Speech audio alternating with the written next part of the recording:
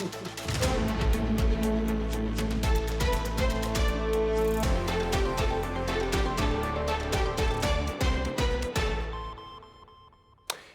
it a spiraling superpower showdown or a glorified trade negotiation? The U.S. Secretary of State Antony Blinken kicking off a three-day visit in China's economic capital, Shanghai, his second trip to China in under a year. Unlike during the Cold War, when exchanges between the blocs were, well, anecdotal, today it's the world's two biggest powers at the table, powers whose biggest trading partners happen to be each other. When Washington and Beijing face off over China flooding world markets with subsidized solar panels and electric car batteries, it sure sounds like bartering over big bucks. But there's also competing political models at stake. Blinken's visit comes hours after the U.S. Senate overwhelmingly approved legislation to force the sale of TikTok by China, the addictive video sharing site whose business model, like that of its U.S. competitors, relies on vacuuming up its users' personal habits, beliefs, and tastes. Beyond the more conventional standoff over fresh military aid to semiconductor-producing Taiwan, how to define this battle over who controls this digital age we live in? How far should the West go? Today in the France 24 debate, this U.S.-China showdown is seen by economist Benjamin Birnbauer, author in French of China, United States, Capitalism versus Globalization. Thanks for joining us. Good evening. We're pleased to welcome as well André Lezecoq-Petry, president of the Joint European Disruptive Initiative, which I could say advocates for tech made in Europe. Well, it actually finances moonshot research programs for Europe to be back in the race. All right, thank you for being with us. From Oxford in England, Una Brzezina Serenkova, director of the Riga Stardins University's China Studies Center. Thanks for being with us. Good evening, and it's a good company.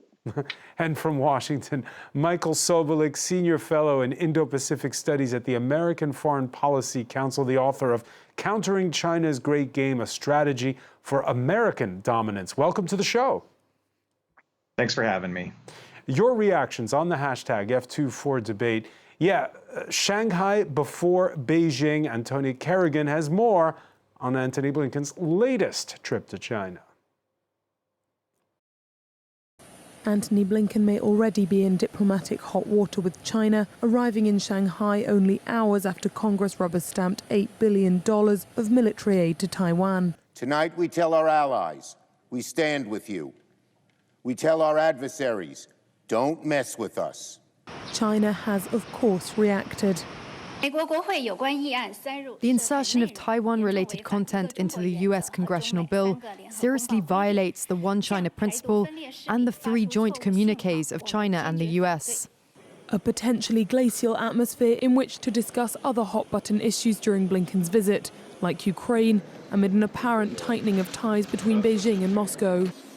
I stress that companies, including those in the PRC, must not provide material support for Russia's war, and that they will face significant consequences if they do. China maintains an officially neutral position and denies any provision of military aid to Russia. And while China bashing was once Donald Trump's turf, election season is bringing out President Biden's toughest anti-Chinese rhetoric yet on trade. Addressing steelworkers in Pittsburgh last week, the president mooted a tripling of tariffs on Chinese steel and aluminium and went on to lambast China on every level. They've got a population that is more people in retirement than working. They're not importing any. They're not bringing. They're xenophobic. Nobody else coming in. I'm not looking for a fight with China. I'm looking for competition, but fair competition. This amid fears Chinese competition could also send Biden's clean energy manufacturing plans awry. And soon after a Gallup poll of US voters placed China public enemy number one. And Chinese officials may have a bone to pick with the Secretary of State on cybersecurity, as a bill just passed says Chinese parent company ByteDance must either sell TikTok to an American owner or see the app banned from the US market.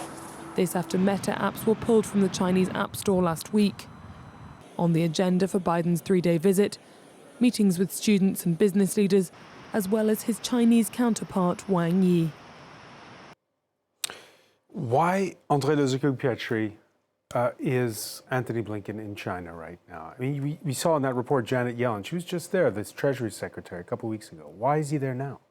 Well, he has two objectives. The US is in this difficult election year, but on the other side, the pressure is mounting between these two giants. First, he needs to exert pressure because China is continuing to provide strong support to Russia, not obviously in direct military terms, even if we are not completely sure about that, but in dual-use technologies, electronics, everything which actually is under embargo from the West. And you cannot have on one side China engaging with the rest of the world, needing exports and open markets, and on the other side, obviously supporting the West's enemy number one, which is Russia right now. And on the other side, there are a lot of dossiers, files, where China-US cooperation is needed. There's only one to mention is, for example, the whole cooperation on drugs. Fentanyl is a healthcare issue. I don't know if it's number one, but among the top in the US, and the need of Chinese support to cut the producers of precursors, so basic elements for this drug. For these synthetic drugs. For these synthetic drugs that are really transforming some of America's downtowns into zombie lands. If you look at San Francisco in particular, it's particularly appalling to see that. So on one side, you need cooperation, and on the other side, the pressure is incredible. The one thing that really strikes me is that the US is using what China has been using for the last 30 years, the carrot and the baton at the same time. You have the pressure with Taiwan, with the bill obviously for Ukraine, and on the other side, the carrot is these two visits of Yellen early April and now of Blinken. It's a carrot because? Well, because it keeps China as a strong talking partner for the US. And I think China today needs this international standing in a context where economically and even strategically, probably the image of China is a little bit less rosy than it used to be a couple of years ago. Yeah, it seems to be working both ways, Una Berzina-Serenkova, because you heard in that report the strong language when it comes to military aid for Taiwan by the U.S. We've been talking on this channel about the joint maneuvers between the U.S. and the Philippines in the South China Sea. But it's irritating up to a point. After all, the commander of the U.S. Pacific Fleet was invited just 2 days ago to a symposium in Qingdao as part of celebrations marking the 75th anniversary of the Chinese People's Liberation Army's naval fleet. So is this all just a bit of theater, or are the tensions real? I think what we're seeing here is the value of dialogue. That is something that has really come in after last November, after what the Chinese are referring to the San Francisco vision, after that meeting between Xi Jinping and Joe Biden in the US.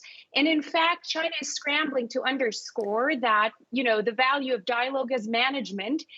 Everybody at this point understands that this is not a tool for improvement of relations. This is a tool for management. And I think your example about Qingdao is a case in point, because especially this dialogue is needed in terms of mill-mill cooperation, right? And actually, I think a great example of this was that some 3 weeks ago, we've also seen the author, the Harvard-based author of Destined for War, Graham Allison, whom all of our undergraduate students always quote on the Thucydides trap, who used to, kind of make the argument that the war is if not inevitable, then highly likely between this sitting hegemon, the U.S., and the rising hegemon, the China. Went to Beijing, was invited by Xi Jinping, sat down with him, and started tweeting about how Xi Jinping listened to him and responded to some of this, not least by a phrase which Allison quoted, which is the description of the U.S.-China relationship as "I am in you, you are in me, so we are kind of inseparable." So I kind of feel like this is the year of, maybe it is a little bit of pageantry, you're right. And it doesn't really bite at the core issues, which you've also outlined, which lay in economics and also lay in security. But it certainly is a reckoning of the need for conversation. Benjamin Birbaumer, what do the Chinese want? Well, first of all, I'd say I would not overestimate the value of dialogue, because fundamentally I think there are diverging interests. What China is looking for is to reorganize the global market according to Chinese standards. And this is fundamentally incompatible with currently existing globalization, which is all about the process under US supervision. And the summary that you just provided shows us that there is disagreement in financial matters, disagreement on commercial matters, disagreement in production, and even, as you just said, there are these military drills between the Philippines and the US. So all of these issues, I think, are not exactly the sign of appeasement. So I think there is quite a mismatch between the official visit and the real challenges going on behind the scene. And who's got the upper hand? Well, the thing is, and I think what is worrying the US is that the US still has the upper hand, but China is catching up quicker and quicker. And this is precisely reason for concern. Michael Sobolik, is China catching up quicker and quicker when we see its share of the world economy dip sharply since its zero COVID policy? It hasn't gotten back its market share. It's got huge debt issues. It's got, as you heard Joe Biden say in that report, an aging population. Is China really catching up? I would go a step further, at least for now. Over the next decade or so, China is not only catching up, China is winning the great power competition with the United States. If we go beyond a decade, all of those trends that you just laid out are going to overtake Beijing unless something miraculous happens. And then Xi Jinping and the People's Republic of China are really going to be facing some tough headwinds. But at least today, they are outcompeting the United States, and it's for a simple reason. They acknowledge that Beijing is in a Cold War with America, and American politicians continue to try to play it both ways of competing on one side of the ledger, but also cooperating at the same time. The impact of that is the Biden administration has withheld a lot of competitive actions against Beijing, and they're pulling a lot of their punches. And we aren't competing to win a Cold War. They're competing to try to manage a competition. And pulling their punches how? CCP is not interested in that. How are they pulling their punches? And so there was a really fascinating report from Reuters that came out last summer. It detailed how the State Department was delaying further sanctions on officials for the genocide of Uyghurs in Xinjiang. They were delaying additional export controls on Huawei, the 5G company, and they were withdrawing or withholding the publication of the report of the spy balloon that sailed over the United States last year. And the reason was simple. They were trying to protect Antony Blinken's first trip to China last year. They cared about making that happen so much that they withheld sanctions and export controls, and they didn't tell the truth to the American public about the spy balloon. It's only one example of several of how the administration is withholding competitive actions because the cooperative side of the ledger is just more important to them. Of course, the gloves are off now, particularly with the news of the last 24 hours. Well, with that Taiwan military aid package also tied to a bill that came out of Congress and was signed by the president this Wednesday that forces the Chinese owners of TikTok to sell the video sharing site. Brian Quinn has more. TikTok's Chinese parent company ByteDance now has 9 months to sell its stake or else see the app blocked in the U.S. Marco Rubio of Florida among the 79 senators in favor of the bill. For years, we've allowed the Chinese Communist Party to control one of the most popular apps in America. That was dangerously short-sighted, but thankfully, we are waking up to the threat China-controlled companies pose to America.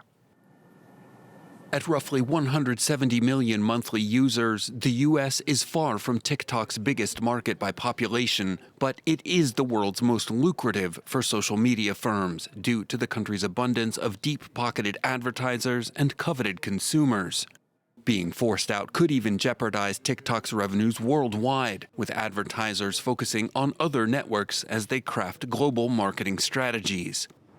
It would also scuttle the company's plan to grow TikTok's U.S. e-commerce operations by a factor of 10 this year alone. A ban would likely benefit TikTok's main rival, Meta, whose Instagram app features a competing platform called Reels. ByteDance has already spent big in an unsuccessful effort to prevent the bill's passage, $7 million in 2024 alone on lobbying and ad campaigns. It will now be spending big on a courtroom battle, likely based on free speech arguments that have helped it to defeat past attempts to ban TikTok. Should the company yield and try to find a buyer, there's no guarantee of finding one who can afford it. ByteDance overall is worth an estimated $225 billion, with its U.S. operations likely to cost tens of billions. And André de Zucker-Pietri, ByteDance confirming that it is taking this to court and that they will fight it in the courts. I note as well that the Biden campaign is staying on TikTok as their candidate bids for a re-election in November. Where's this going to go? Well, you know, that's the Stockholm syndrome, as you hate something, but you get in love with those who are making you prisoners. So we have also a lot of European leaders who are now getting onto TikTok. So it's incredible. I mean, despite the fact that... Including the President of France and the Chancellor of Germany. Absolutely. Well, I think, I can't help being fascinated by the strategic approach that the U.S. is taking. I would disagree with the fact that China is winning. I think there is obviously an interest, a bipartisan interest in the U.S. to have a common enemy, and that is actually putting the country together. It's one of the few things that still unites the two sides of the aisle, is the opposition to China, and it has some benefits. I think China is in a situation which is much darker than it used to be. I mean, for the first time, you mentioned it, the share in global GDP went down. I mean, we always thought that it would only go up forever. That is not happening. Industrial prices went down by 5 to 10% in some cases, which is an issue short term for our industry because it's kind of crowding out the European and the US industrial makers. I think the naivety we have in Europe on that is incredible. So when you're saying when China ails, it also makes the rest of the world ail. Absolutely. It's and this is what makes, for example, we just had the Chancellor Scholz visit to China, which was a total disaster because he didn't achieve anything. I mean, he's still in this 20th century mentality where you think that you can negotiate something. The only way, apparently, that this might work is not in a conflictuous situation. It's in a tough dialogue, like the previous speaker mentioned, a dialogue, but a tough dialogue. I mean, you have this couple of billions for Taiwan. You have this TikTok ban. That's the only way probably Blinken is going to achieve something. So the ban is justified. Out of China.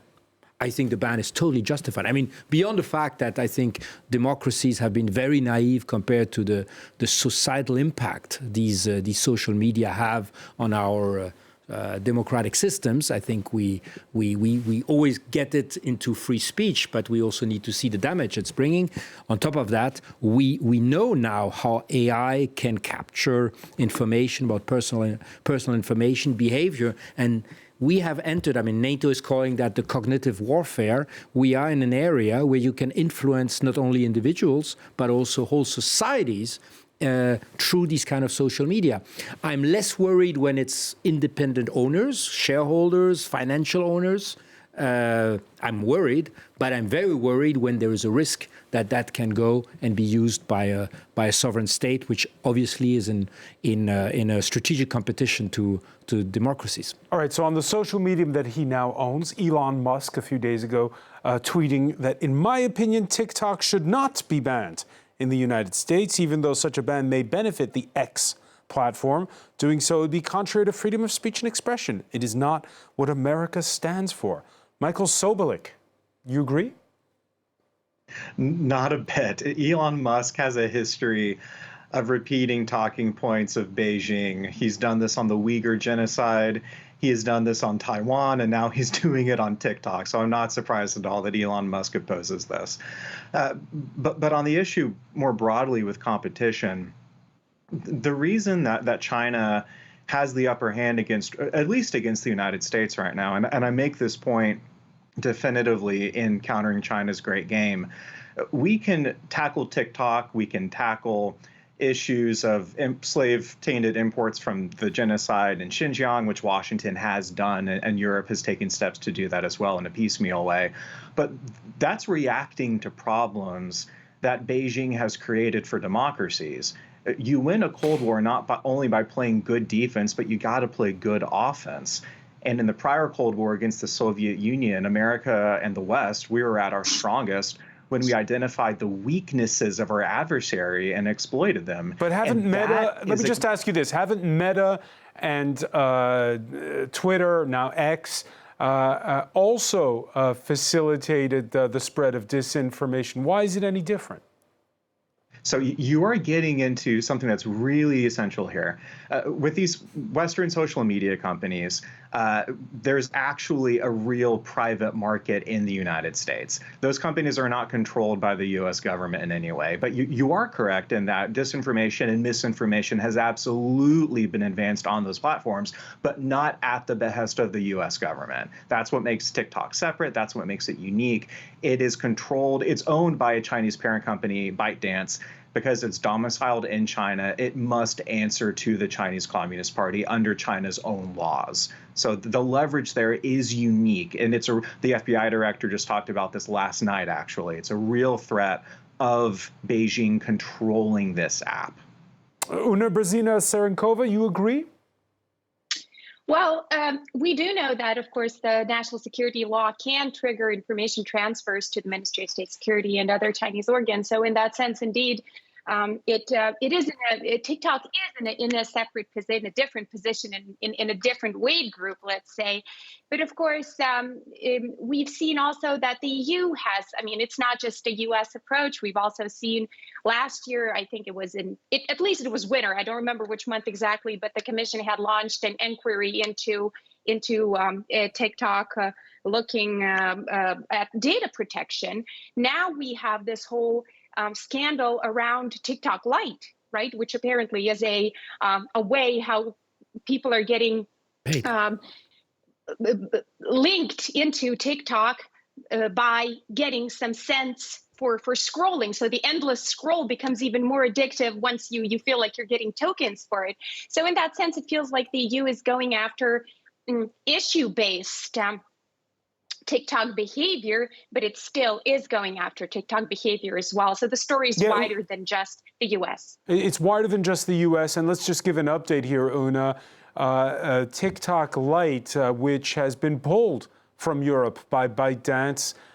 This after on Monday, the European Commission said that ByteDance had been suspected of being toxic and addictive, particularly for children. Just to remind our viewers, its key feature is a reward program that allows users to earn points while performing certain tasks on the platform, such as watching videos, liking content, following creators, or inviting friends to join.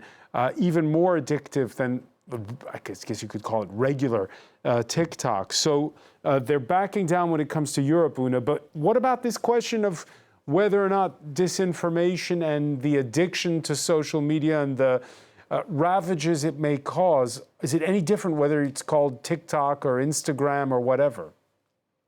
The underlying phenomenon, which is a society-based phenomenon, is not different.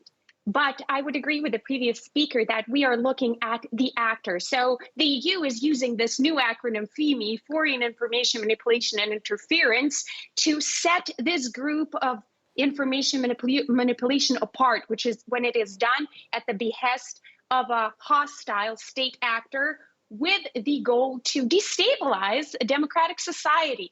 And that is the big threat. So, of course, disinformation, we know every time we turn on YouTube, we know that we will be bombarded with ads which are not necessarily true.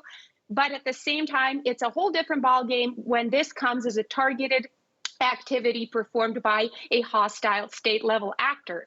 And are there concrete examples of that?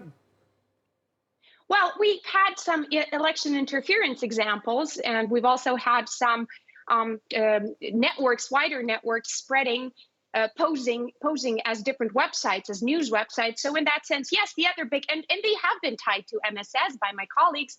The other big thing, of course, is how easily can we attribute, but I believe that many of my colleagues have attributed either beyond a shadow of doubt or with a very, very slow and insignificant shadow of doubt. We can say that there is this process going on. Is it the same as Russia? No, China is not the same actor as Russia in the scope of its FEMI activities.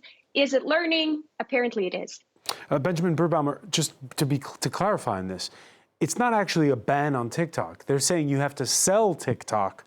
Indeed, there is a competition. So sell it to who? We suspect to Americans, right? Probably so. There is indeed a battle for market shares on the US market. But I think what is even behind all of these discussions is the battle for artificial intelligence. Because as you know, AI feeds on data.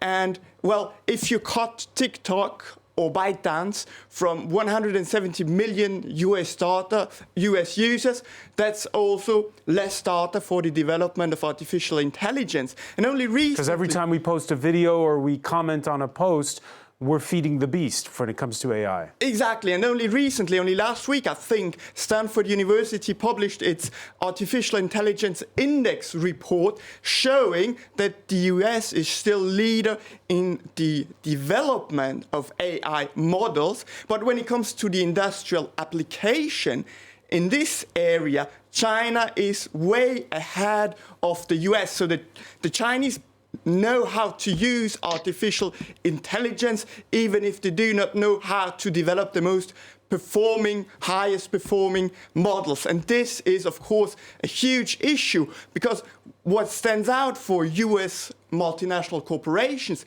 is that they control technology that allows them to lead global value chains. And once Chinese multinational corporations reach that level of technologies, well, they become a direct threat to US corporations.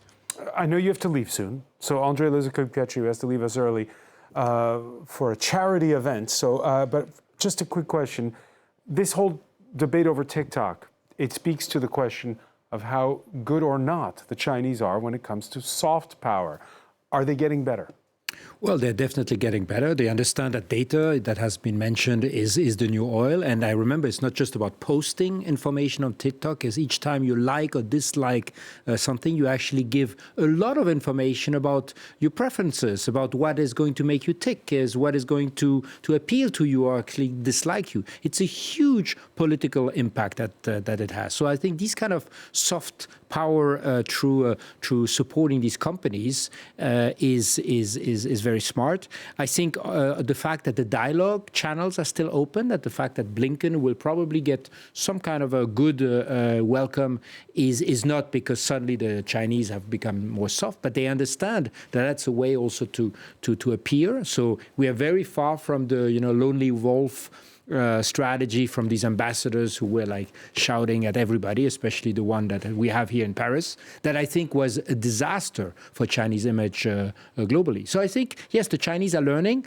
I'm not so worried about, I think they're learning, but I think the US is still ahead. My biggest concern is that Europe is not that we are not good, but we lack strategic understanding. We don't know where we want to go. And the Chinese president, he's coming to Paris in just a couple of weeks' time. Yes. What should the French president be telling him, in public and in private? Well, hopefully, I'm not a diplomat, but I think that especially with China, it's very important to have the same language publicly and privately, because otherwise it kicks back if you have these differences. And that's what you're saying the German chancellor didn't do? Well, I think the German chancellor, he is completely stuck into two contradictory mindsets. He has on one side part of his industry who is so dependent now on China that they are, we are in this typically Stockholm syndrome. Some of the big automakers or some of the big chemical companies, they are lost if they don't have the Chinese market, and they now realize how dependent they are on that. They even cut jobs today in Germany to implement their factories in China, which is kind of a strategic, I think, very short-sighted approach. And on the other side, I mean, we just had a couple of spying cases in Germany, which really shows that actually Germany is not that kind of a friend, is also a target for espionage, for trade confrontation in the hardest way. So I think we need clarity, and we don't need confrontation, but we need to know where we want to go. And I don't think the Europeans are there. And I hope President Macron will have a much clearer message. But the same message in public as in private, you say. André Luzaku-Petri, thank you for being with us here in the France 24 debate. Now, the question is not just TikTok. In the shadow of the, pardon the pun, this row, subsidized Chinese solar panels have been flooding world markets. Just last week, Cubic PV, that's a Massachusetts-based company which manufactures components for solar panels, announced it couldn't compete and would forego construction of a $1.4 billion factory.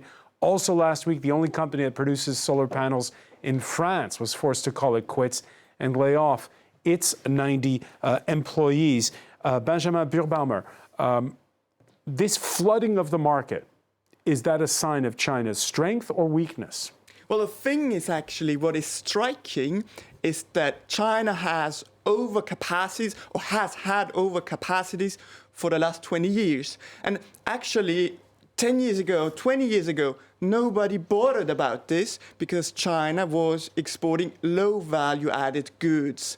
Now that China has caught up and is exporting solar panels and things like this, everybody's getting afraid. But it looks like those that promoted globalization somehow wake up and consider that now globalization is bad. So I'm still a bit confused about this kind of reactions. What is sure is that the Chinese economy has a huge disequilibrium between consumption and investment. And this is what comes to Europe, what comes to the US in the shape of oversupply. So it is both a weakness of the Chinese economy, but still, if you look at the last quarter, growth reports of the Chinese economy is still growing quite fast. But indeed, you need to take into account that it is growing because it is exporting oversupply to the rest of the world. Yeah, we mentioned Elon Musk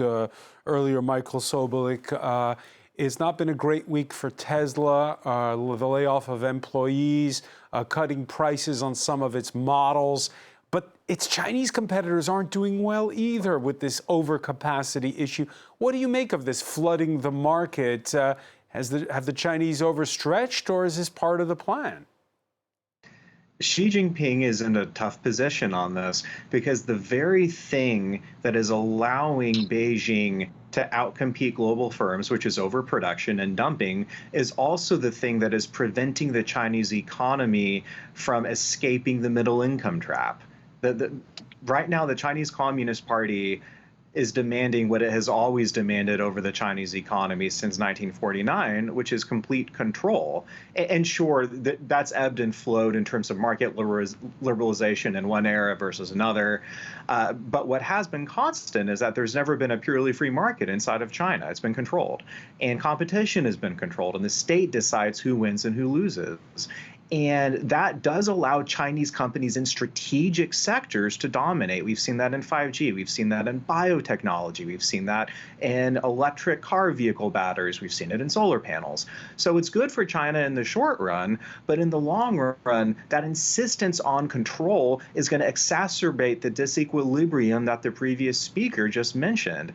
And it's a really tough position politically and economically for China, and I don't know how they're going to get around it.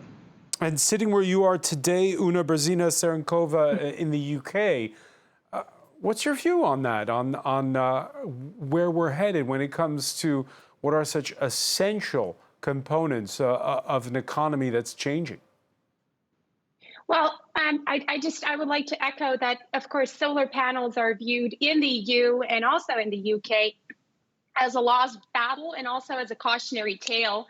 I think the EVs are now the next industry that is like don't let this happen kind of a mindset. And of course, what is driving these subsidies in China? And this idea, the overcapacity issue was already mentioned. And I would like to remind that I am from Latvia, and 10 years ago, we have a metallurgical plant go out of business against the backdrop of Chinese global steel and aluminum overcapacity. So that was also something we were all facing. I'm sure we were not the only ones.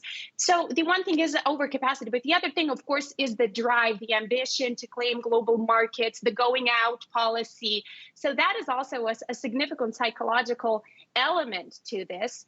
And I think that the EU, and sorry if I'm not, I still see the UK as part of a bigger picture and always as a part of EU's reckoning as well. But for the EU, last year, 2023, has certainly been a year of owing up to an industrial policy, finally saying that to not repeat the solar panel story, which had unfair, sort of putting a finger on the scale on the side of the Chinese government, we need to do something. And the EU introduced the de-risking language, said that this is, we need to de-risk. The EU began to voice the issues of trade and economy directly with China, and the Commission launched the investigation on subsidized electric cars from China, right? And the premise, of course, when the EU switched to this very clear de-risking language, it's late, the idea was that this would go down better in Beijing than the previous approach, which had been the partner-competitor-rival trifecta, because everybody thought, oh, that's what the Chinese are doing also. They're also de-risking, so they will understand. The assessment was incorrect, and the de-risking remains to be a trigger for China. Yeah, but it's definitely a change in the mindset for us. A change in the mindset, you say. But again, let's look at the images of the last week. You have you're asking, is the European Union speaking with one voice? We have on Tuesday, and we had earlier Michael alluding to it, the European Parliament overwhelmingly approving a measure that bans imports of products made with forced labor. The law doesn't directly mention China, but many lawmakers hope it will be used to block imports involving Xinjiang, where many Uyghur Muslims have been parked in labor camps. 95% of solar panels worldwide, for instance, are made up of polysilicon, half of which is produced in Xinjiang. But, and we talked about this earlier, Una, history doesn't say if the German chancellor brought that up when he toured China 10 days ago. Here you see him at a Bosch hydrogen fuel cell plant in Chongqing. Or, again, whether Emmanuel Macron will actually talk human rights when Xi Jinping is privately in a room with him in Paris. So that's the beauty of the EU, that you can have the voice from Brussels, but also the national level leaders tend to more or less confirm to the bottom line, but sometimes sort of go out on a limb or say, oh, but we need to do something for our industries. I think that's been outlined today in the show as well when it comes to the German car makers. At the end of the day, I believe that Scholz's visit did contain a very strong, well, not a very strong, a sufficiently strong message on China's tacit support to Russia vis-a-vis Russia's invasion in Ukraine. So at least it's important that it's being stressed.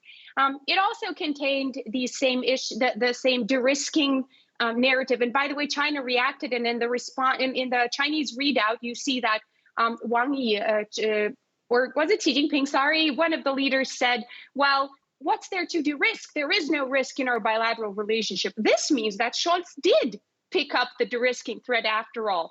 So there is no shared voice in the EU, but there is a certain common understanding. And I think 2023 has brought us closer to that. Let's see what the next year brings. Let's see how the European elections go. I think we are in a more stable position than the US, but at the end of the day, still, there could be some changes. So let's not get complacent with this. Benjamin Birbaumer, is the EU in a more stable position when it comes to handling China? The problem of the European Union is that it lacks something that is very important in China and increasingly important in the US, which is industrial policy. There is a need to steer the economy towards the most important, the most cutting-edge sectors, such as solar panels, electrical vehicles. So this is precisely what the EU has not done throughout the last decades, and therefore it finds itself. So what's a bigger wake-up call? Is it the Chinese dumping, or is it when the United States does its own industrial policy subsidy program with Joe Biden's Inflation Recovery Act? I mean, Reduction Act. U.S. industrial policy has been a long-standing issue existing for over decades, but still, I think with the Biden administration, there has been some triggering effect in Europe, but still it has not really, I mean, it did not get to the brains of European decision makers because there's still no industrial policy whatsoever.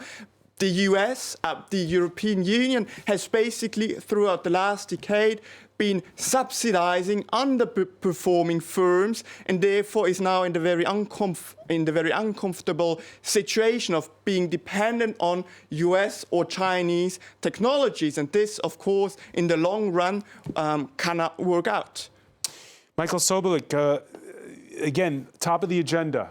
Both for Antony Blinken and for Emmanuel Macron, is telling the Chinese to lessen, if not sever, ties to Russia. But that's at this particular point in time. We've talked about a return to the Cold War. Of course, what we're talking about this whole hour has nothing to do with the Cold War. Again, since the economies are so interdependent, is that interdependence a good thing or a bad thing? On balance, the economically, for the past 3.5 decades, it's been great for the global consumer. But I think we're learning today that that's come with the cost, a security cost, and we're just now beginning to feel it as the world order is shifting and being tested. I do think the interdependence is central to this Cold War that we're in because it has built Beijing into the economic juggernaut that it is today, and they've leveraged that economic wealth to marshal a strategy to secure the world that the Chinese Communist Party wants to live in, and that comes at the expense of democracies on both sides of the Atlantic. And Secretary Blinken can say all he wants to say to his Chinese counterparts, and the Biden administration has said a lot. Talk is one thing, but talk is cheap. And that's always been the case, and it remains so today, especially in a Cold War. If the United States is going to win this competition with our allies and our partners around the world for freedom, then we need to go on the offensive. And that means doing more than just diplomatic missions and trying to convince and arm tug Beijing to not do something we don't want it to do. We need to compel the Chinese Communist Party to stop threatening democracies in America and throughout Europe. And we do that by taking competitive actions that target the weaknesses of the CCP's political regime. We'll have to leave it there. So much more to talk about. I want to thank you, Michael Sobolik, for joining us from Washington. Una Brzezina Sarankova in Oxford.